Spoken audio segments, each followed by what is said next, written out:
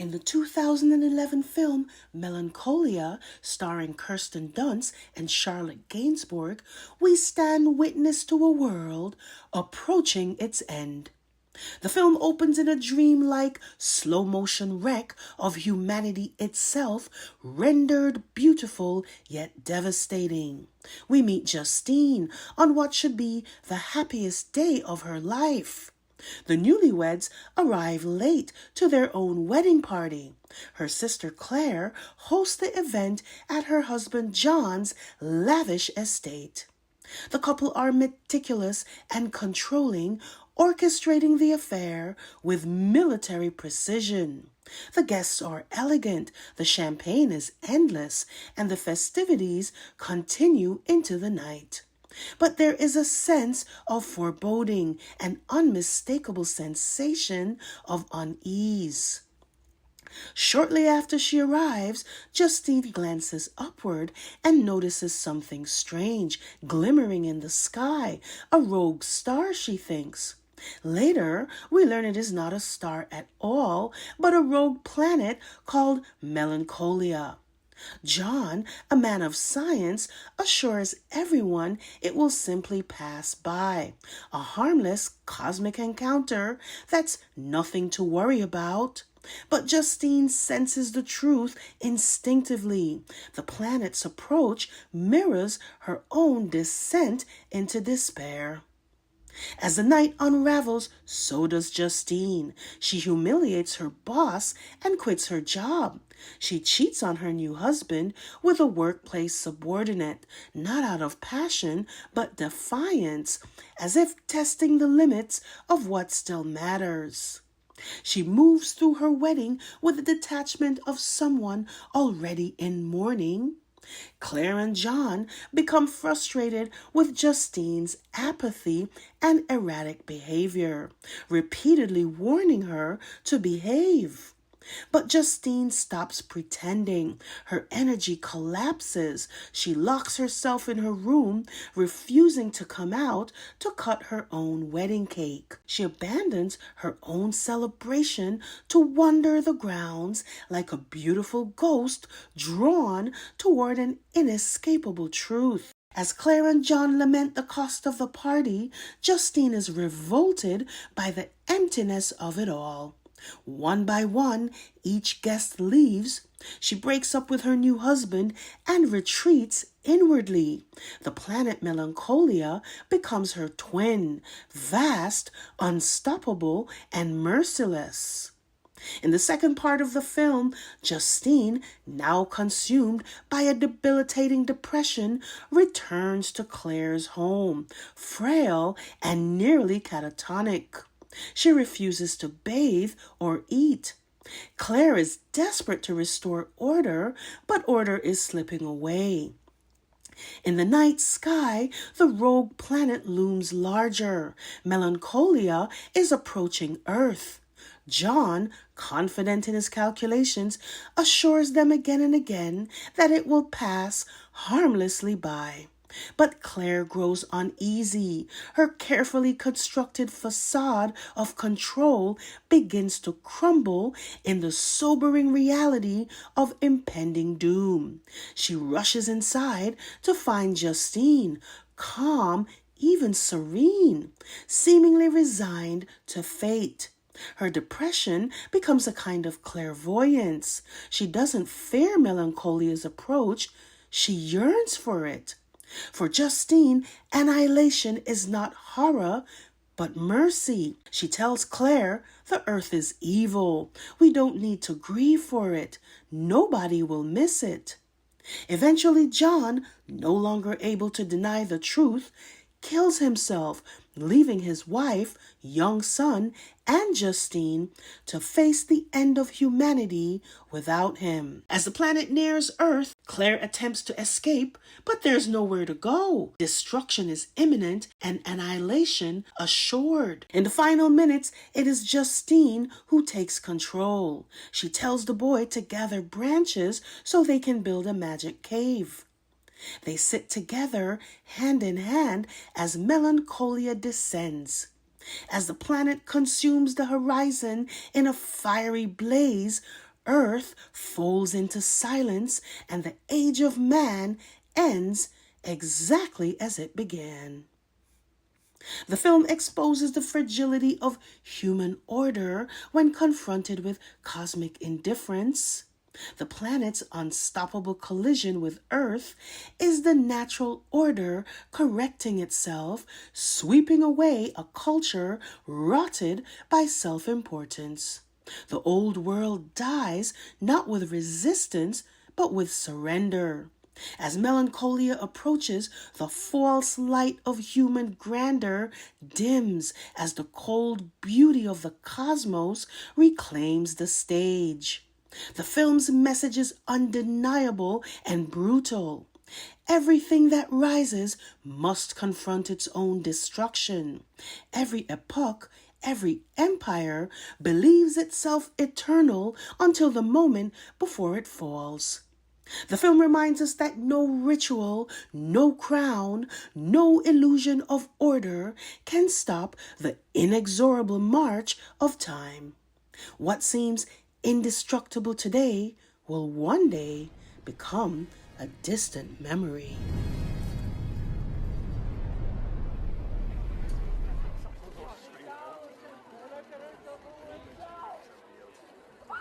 How long have you known about Andrew and Epstein? Have you asked the police to cover up for Andrew?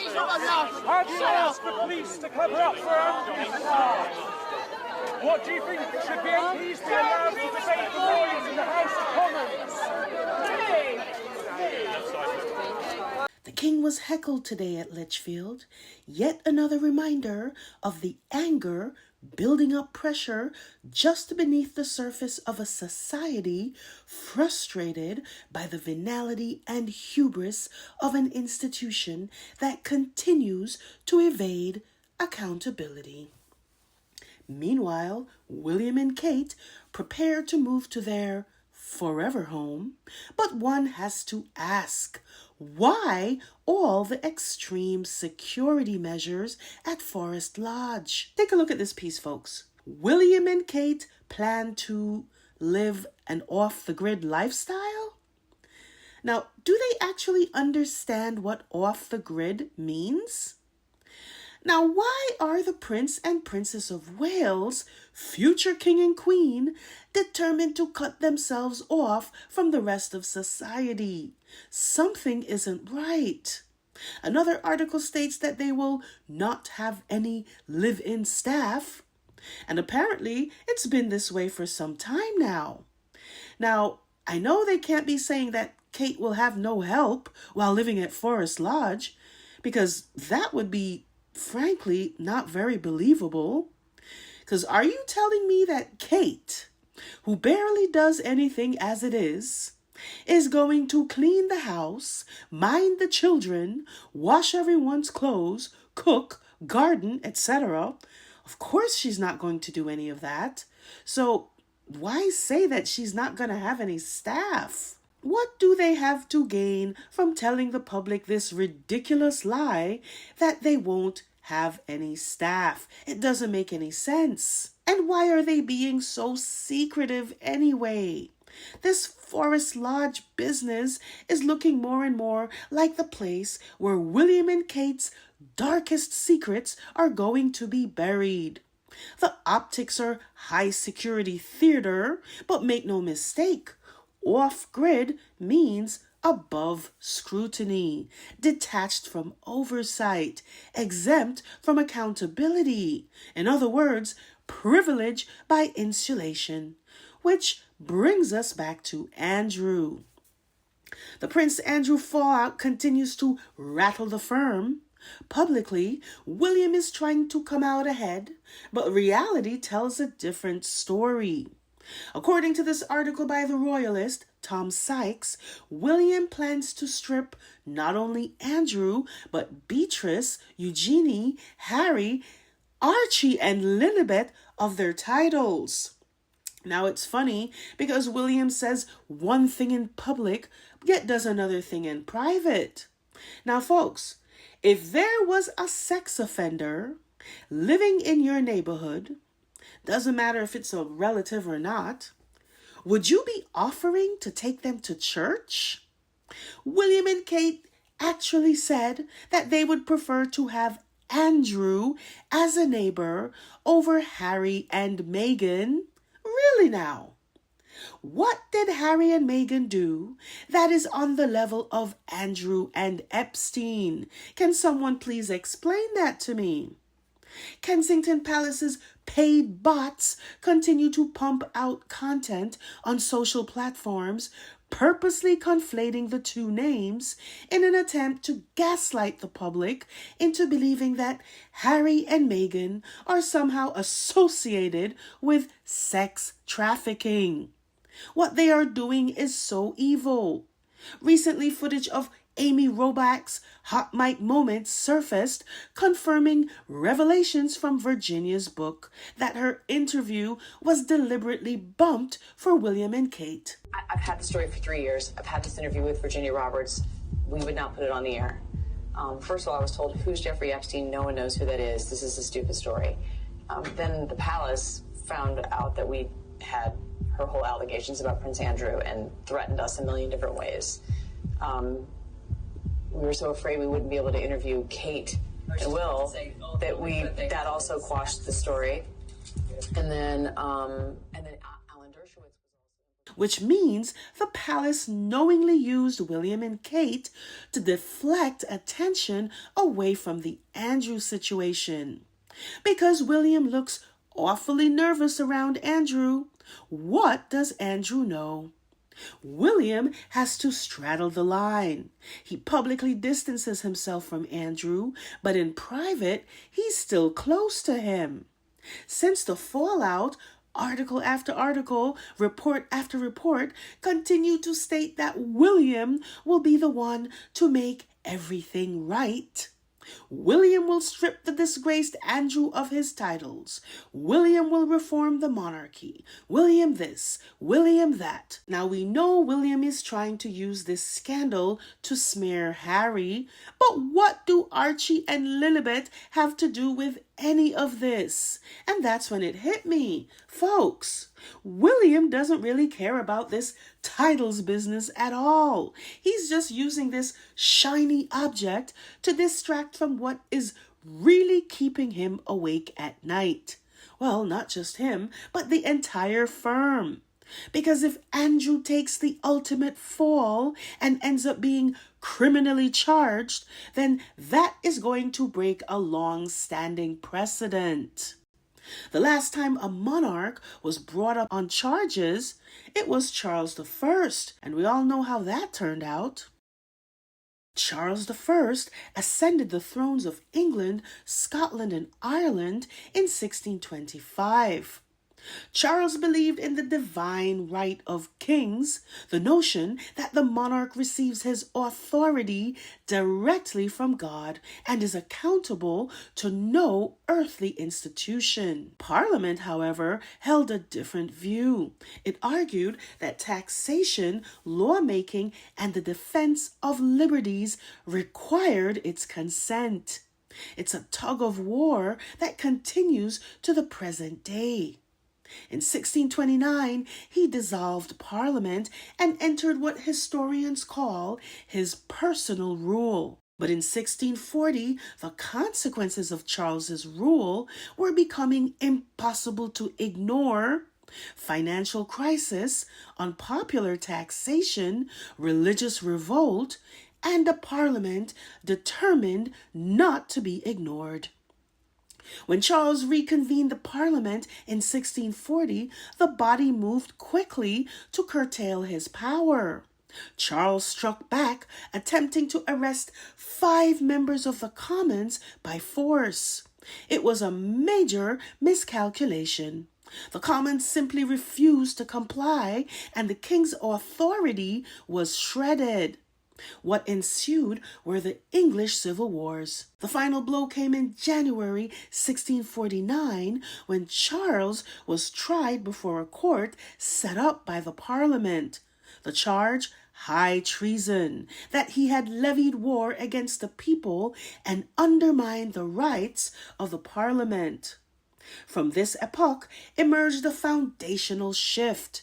The monarchy could no longer claim unchecked authority. Parliament demonstrated it could not only resist, but overturn royal power. While the monarchy was restored in 1660 under Charles II, the precedent remained. Royal power was now constitutionally and politically contingent on Parliament. Fast forward to the 20th century, under Elizabeth II, the monarchy enjoyed unprecedented popularity and stability.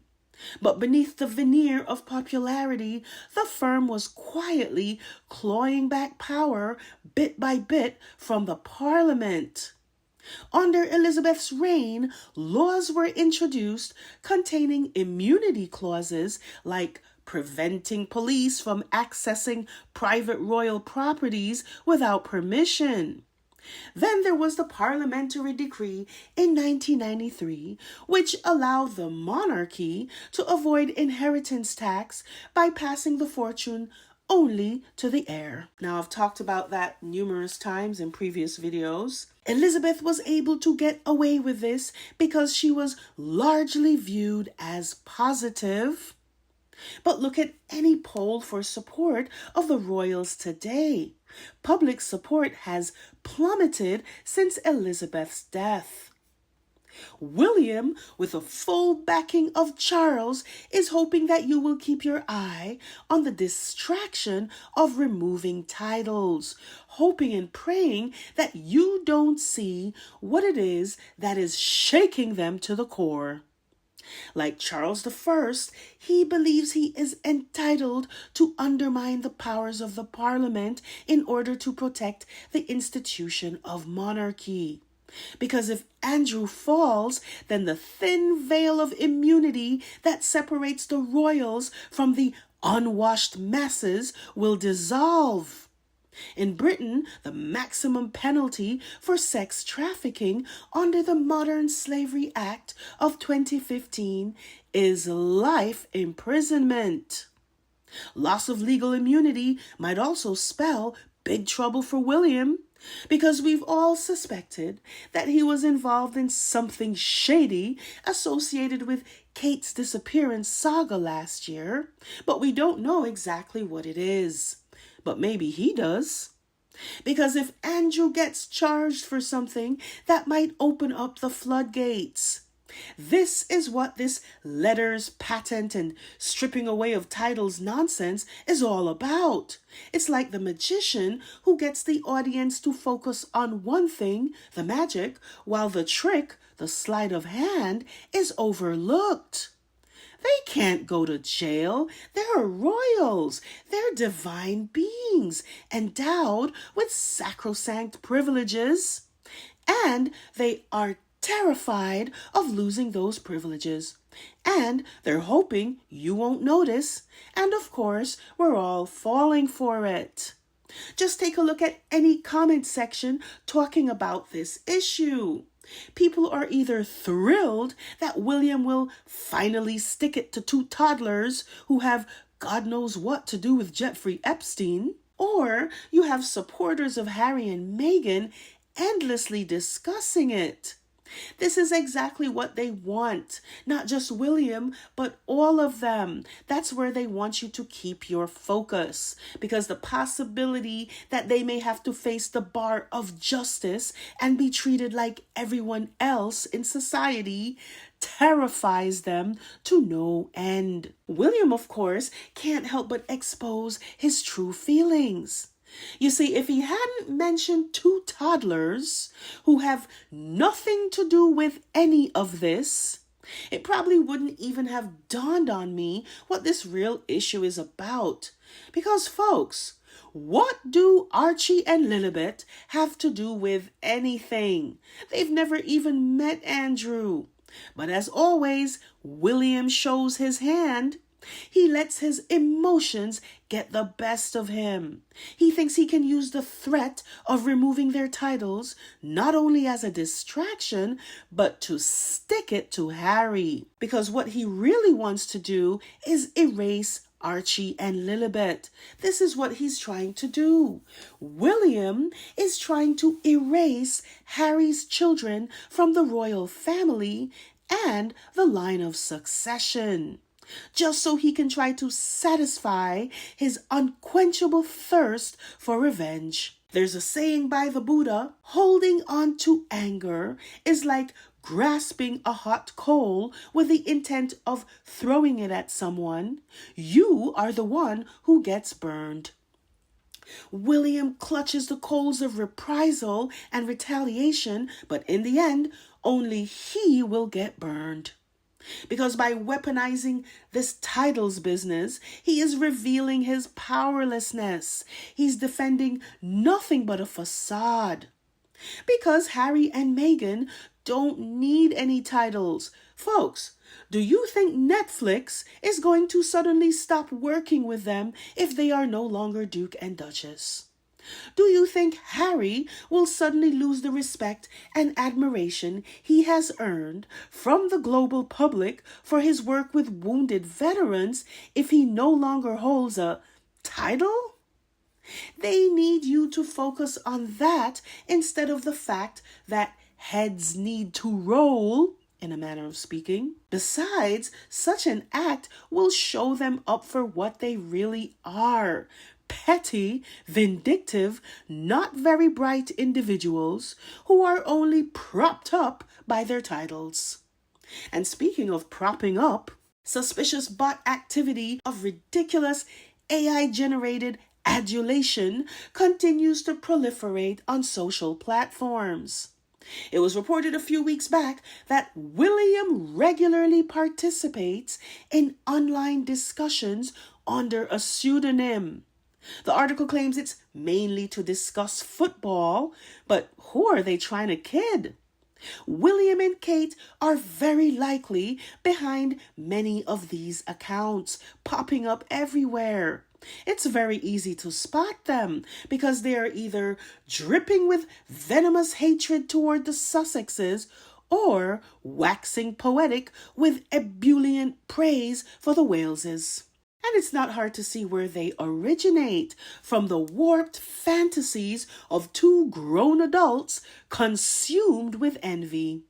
It's no wonder they are constantly being criticized for doing so little work. Their engagements appear hollow and forced, and they end up looking like primary school children on a field trip. The press doesn't even bother to write stories about Kate's work anymore because there isn't any work to speak of. No mention of her early years plans, no planned collaborations with similar organizations, no charitable donations to victims of child abuse, nothing. Just vapid stories about her clothing. Go ahead, do any Google search about Kate, and that's exactly what you're going to find. The press claims she co-authored an article with a Harvard professor about the dangers of online harm on children. Now, folks, even if you are the biggest Kate Middleton fan, does anyone really believe that Kate had anything to do with writing this? Oh yes, because we all know that while Kate is on one of her many holidays, she's busy co-authoring scholarly papers. Nobody believes that because Kate has no body of work throughout her life that would make such a claim believable. This is just more PR fluff. This is what William and Kate are busy spending their duchy millions on, commissioning the press to write fluff about them and creating bots that either make childish, obsequious posts about them or attacking the Sussexes. Just like with the Andrew situation, they say one thing in public and do something else entirely in private. And whatever happened to her Seasons video project anyway? She probably got bored with that too. Because Kate is a woman of no substance. Any substance she once had was sucked dry by this institution that doesn't permit anyone within its confines to breathe, let alone shine. What everyone sees as a fairy tale life of privilege is in reality a life of isolation, secrecy, greed, guilt, and shame. Now, what is it that they are trying so hard to conceal from the public? Why on earth do two of the most protected people on the planet need to live off-grid? It doesn't make a drop of sense. Unless, of course, like I said, they don't really understand what off the grid means, and it's just more William and Kate approved fluff to make them look resourceful and relatable. And finally, let's put to rest this canard about why Harry needs to be punished. Because what? Because he wrote a book? According to people who regularly criticize Harry and Meghan, the long-standing argument is that they committed the ultimate betrayal by exposing the family's dirty laundry, and that was, of course, just the worst thing ever. I say bullshit. Expose them. I'm sick and tired of this culture of keeping family secrets. Don't talk about what happens in the house. Don't tell anyone about so-and-so. Keep it in the family. Folks, do you realize what this is all about? They claim Harry betrayed the family by telling his story and therefore embarrassing them. This brings me back to Virginia's book.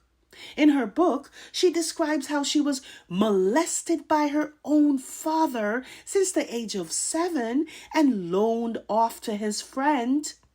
There's a moment in the book where she is playing with her friend in the yard and her father does something to embarrass her. Virginia then loses it and blurts out, "This guy has been me for years." But nothing happens. Nobody intervenes. Nobody saves her. Nobody tries to help. Her family simply carries on as usual. And she is even physically punished for telling what happened to her. Now, isn't it time we stop covering up what goes on inside the house? This scourge of humanity needs to end. And I think it's ironic that Virginia is punished for telling her story, and Harry is also being punished for telling his story. There are people who like to keep things in the dark, to pretend that certain people are holy and godlike and special and oh so wonderful and can do no wrong, when in private they are rotten to the core. I say, tell your story. Tell what happened in the house. Expose the people who hurt you. Expose them. Let's end this tyranny of secrecy cloaked in family loyalty. Be loyal to no one who causes you pain, even if it's your own family. And don't be afraid of repercussions. That's why what Virginia did is so consequential. She could have simply moved on, living her life, strolling the beaches of Perth. But she looked at her young daughter and said, "No more. This must end." This forced silence to protect the powerful must end. And maybe because of her sacrifice, other victims of abuse might feel emboldened to come forward and tell their own story and to hold a mirror up to society that continues to look out for predators rather than protect the vulnerable. Virginia's soul was broken by the betrayal of the very people who were supposed to protect her from harm. Then when she spoke out, her character was further smashed into pieces by people more interested in protecting the powerful rather than the vulnerable. These people should be exposed. They should be reminded every moment of what they are. Monsters protecting other monsters. Much like Charles I, Charles III stands on the precipice of a monumental shift. Charles and Camilla's visit to Pope Francis at the Vatican was symbolic. The empire of divine right finally circling back to its origin, no longer the head of Christendom, but a humbled relic seeking benediction. It is a requiem for a monarchy in decline. If Elizabeth's reign was the monarchy's long golden sunset, then Charles's reign is the twilight itself.